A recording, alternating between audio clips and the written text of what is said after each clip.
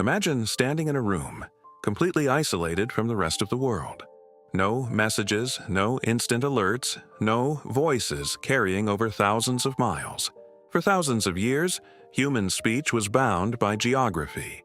If you could not shout loud enough for someone to hear you, your words were swallowed by the wind. But then a man became obsessed with a seemingly impossible idea, capturing the human voice through the vibration of a wire. He wanted to make machines speak. On a cold March evening, a single, crackling sentence traveled through a liquid transmitter and changed human history forever. This is not just the story of an invention. It is the story of a man haunted by silence, driven by love, and caught in a web of bitter rivalries, mysterious coincidences, and technological revolutions. This is the true, untold journey of Alexander Graham Bell. To understand the man who taught machines to speak, we must look at the profound silence that shaped his early life. Born in Edinburgh, Scotland, in 1847, Alexander was surrounded by the science of the human voice. His grandfather and father were renowned experts in speech mechanics.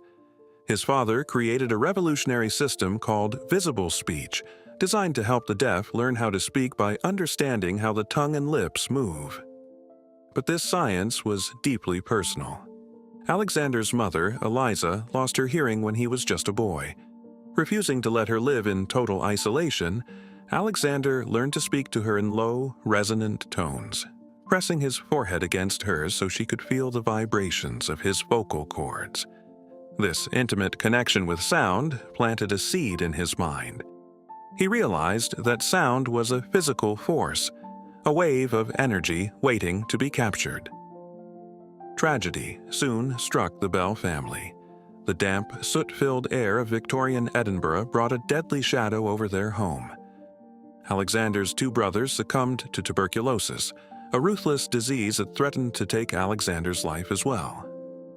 In a desperate bid to save their remaining son, his parents abandoned their life in Scotland and crossed the Atlantic, settling in the clean air of Canada. It was here that Alexander recovered his health and began to look at the world with a renewed sense of purpose.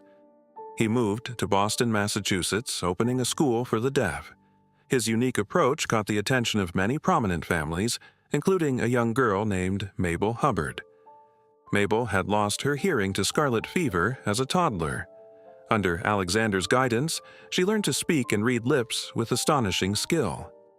What started as a master-student relationship soon blossomed into a deep, consuming love. Alexander became fiercely determined to prove himself, not just as a teacher, but as a man capable of providing a grand future for the woman he adored. The late 19th century was an era of intense technological explosion. The telegraph had already connected cities, allowing dots and dashes of electricity to carry text across continents. But the telegraph was limited. It could only send one message at a time over a single wire. Inventors across the globe were locked in a frantic, multi-million-dollar race to develop a harmonic telegraph, a device that could send multiple telegraph messages simultaneously using different musical frequencies. Backed by wealthy investors, including Mabel's father, Alexander threw himself into the race. But while others were focused entirely on sending dots and dashes, Alexander had a much grander, far more radical vision. He asked himself a question that others deemed insane. If electricity could carry a musical note, why couldn't it carry the complex, delicate vibrations of the human voice? For years, Alexander lived a double life. By day, he taught deaf students, pouring his energy into helping them find their voice. By night, he retreated to a dark, cluttered laboratory surrounded by coils of wire, magnets, battery jars, and strange metallic diaphragms. He slept only a few hours a day, driven by a feverish obsession. He hired a brilliant young mechanic named Thomas Watson to help him build his prototypes. Together, they spent countless hours adjusting screws, winding copper wire, and listening to faint, frustrating hums. The breakthrough came on a warm June day in 1875. Watson was trying to loosen a metallic reed that had stuck to an electromagnet. As Watson plucked the reed, Alexander, working in another room, heard a faint, distinct twang travel down the wire. It was the first time a complex sound had been transmitted electrically. The wire had carried the living shape of a sound wave. With the proof of concept established, the race turned into a desperate sprint against time. Alexander was not alone in his pursuit. A brilliant inventor named Elisha Gray was working on a nearly identical device. What followed is one of the most controversial chapters in the history of science. On February 14, 1876, Alexander's lawyer rushed to the patent office in Washington, D.C. to file an application for the telephone. Remarkably, just a few hours later on that very same day, Elisha Gray arrived to file a patent caveat for his own talking telegraph. A matter of mere hours separated the two men, sparking decades of bitter legal battles and whispers of industrial espionage. To this day, historians debate whether Alexander received an unfair glimpse at Gray's designs, but the patent office ultimately awarded the prize to Bell. It was a piece of paper that would make him one of the most famous men on Earth, but the machine had not yet spoken a single, clear word. The moment of destiny arrived on March 10, 1876. Alexander and Watson were preparing to test a new type of transmitter, one that used a cup of acidulated water to vary the electrical current. As Alexander leaned over the apparatus, he accidentally spilled the corrosive battery acid onto his clothes. In a moment of pain and urgency, he called out into the transmitter. In the neighboring room, sitting by the receiver, Watson's eyes went wide. Through the crackling static of the wire, a voice emerged, clear and unmistakable. The words were simple, unscripted, and monumental. "Mr. Watson, come here, I want to see you."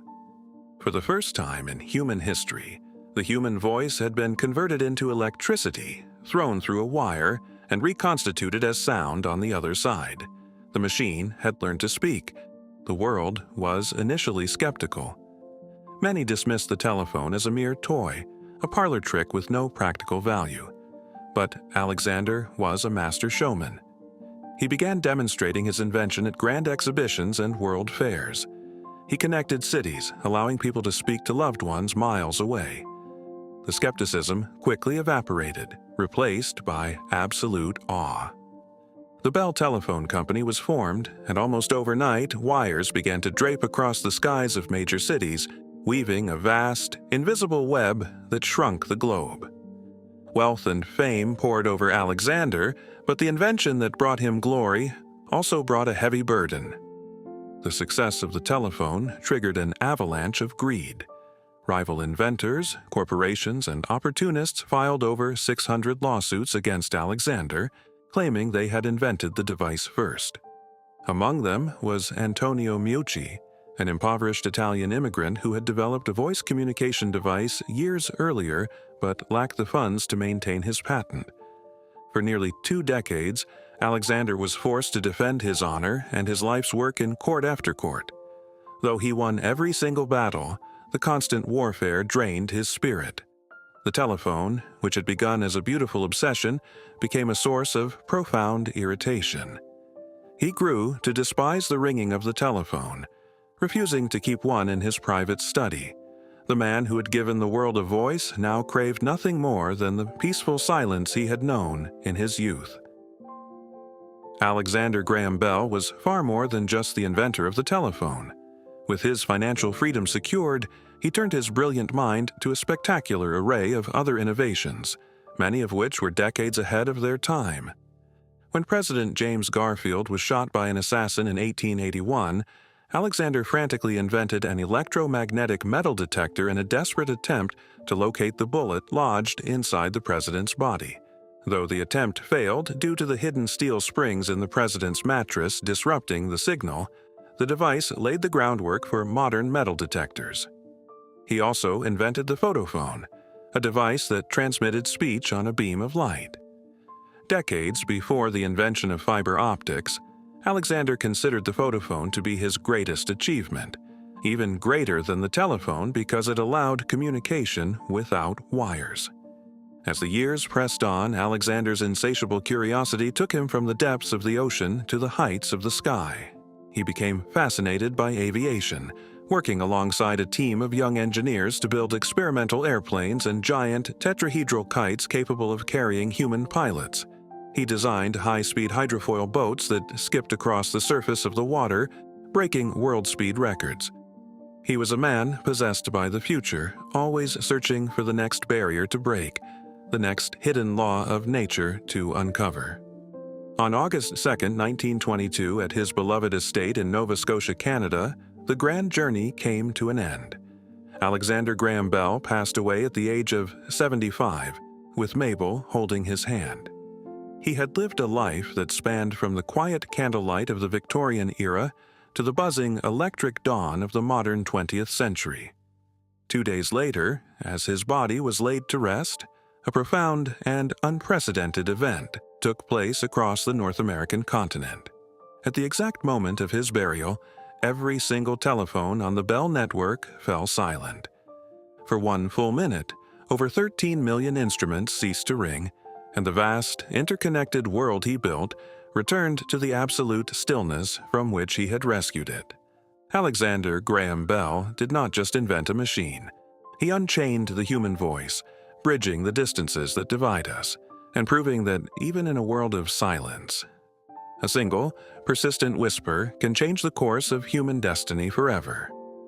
If this journey into the past has captivated you, don't forget to leave a like. It's the best way to support this project and keep history alive. To continue unraveling the mysteries of the most fascinating figures who ever walked this earth, subscribe to the channel and turn on notifications. That way, you won't miss our next trip through time. Until next time.